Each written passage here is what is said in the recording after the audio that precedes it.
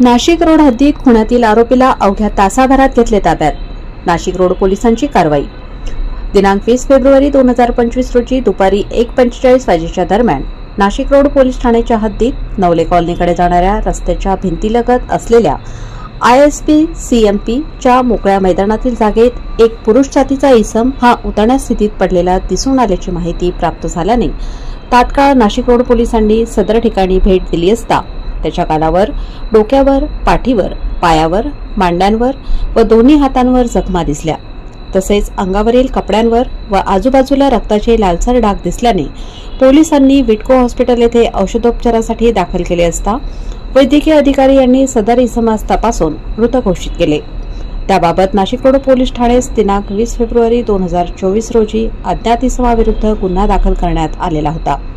Police आयुक्त Sandeep Karnik, police उपायुक्त परिमंडळ 2 मोनिका राऊत व माननीय सहाय्यक पोलीस आयुक्त नाशिक रोड विभाग डॉ सचिन बारी यांनी नाशिक रोड पोलीस ठाण्याचे वरिष्ठ पोलीस निरीक्षक अशोक गिरी, गुन्हे शोध पथकाचे सहाय्यक पोलीस निरीक्षक प्रवीण सूर्यवंशी व पोलीस उपनिरीक्षक संदीप पवार यांना गुन्ह्यातील अज्ञात आरोपीचा शोध घेऊन तात्काळ अटक करण्याबाबत आदेशित केलेले होते।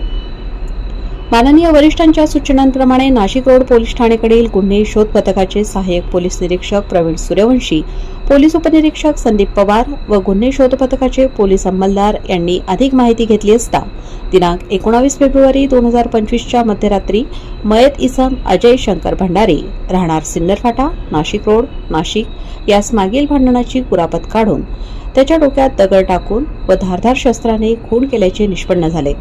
सदर गुन्ह्याच्या अनुषंगाने पोलिसांनी नवले कॉलनीमधील ठिकठिकाणी लावलेले CCTV फुटेज चेक केले असता सदर ठिकाणी काही संशयित इसम दिसून आले।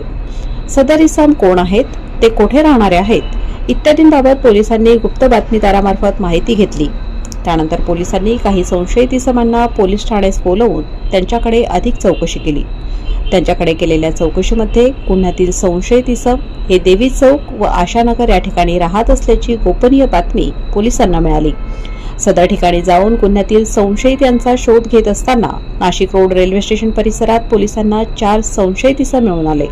त्यांच्याकडे गुन्ह्याबाबत अधिक विचारपूस केली असता त्यांनी 1 वर्षापूर्वी मयत इसम याने विधी संघर्षित बालकाच्या भावास मारहाण केली होती म्हणून 3ही विधी संघर्षित बालक व 1 आरोपी यांनी मयतास ISP मैदानात घेऊन जाऊन त्यास खाली पाडून त्याच्याकडे असलेल्या धारदार शस्त्राने त्यांच्या गालावर, डोक्यावर, पाठीवर, पायांवर, मांड्यांवर वार करून शेवटी जाताना डोक्यात दगड टाकून खून केल्याचे सांगितले। 3ही विधी संघर्षित बालकांना त्यांचे नातेवाईक यांच्या समक्ष ताब्यात घेतले आहे।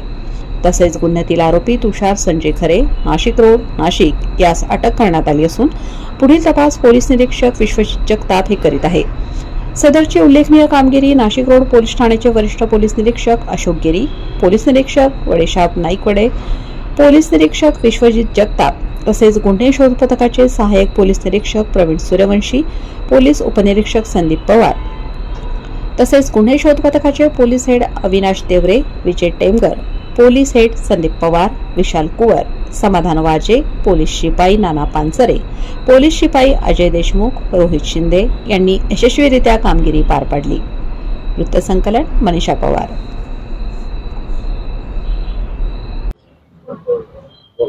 नंबर काय 103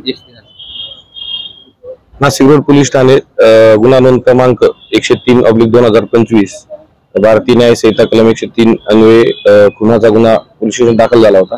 सदरचा गुन्हा अज्ञात इसमाच्या विरोधात दाखल झालेला होता।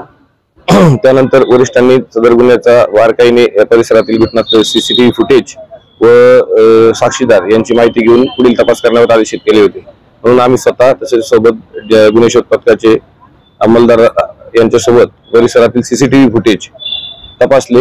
त्यावेळेस आम्हाला त्यात काही इसम संशयास्पद त्यांना तिथून जाताना दिसले। त्यानंतर त्यांच्याकडे केलेल्या चौकशीत इतर माहिती काही उघड झाली की मयताबरोबर शेवटचं कोण गेलेलो घटनास्थळावर उपस्थित होतं। त्या अनुषंगाने आमचे गुन्हे शोध पथकातील समाधान वाजे, विशाल कुवर तसेच अजय देशमुख, संदीप पवार, अविनाश देवरे, रोहित नाना पानसरे यांनी अतिशय उत्कृष्ट काम करून परिसरातील त्या रात्रीच्या उशिराने घडलेल्या घटना असल्याने कोणी बोलण्यास तयार नव्हते, परंतु त्यांचे मानवी तपासाची कौशल्य वापरून त्यांनी त्यातील साक्षीदार निष्पन्न केले.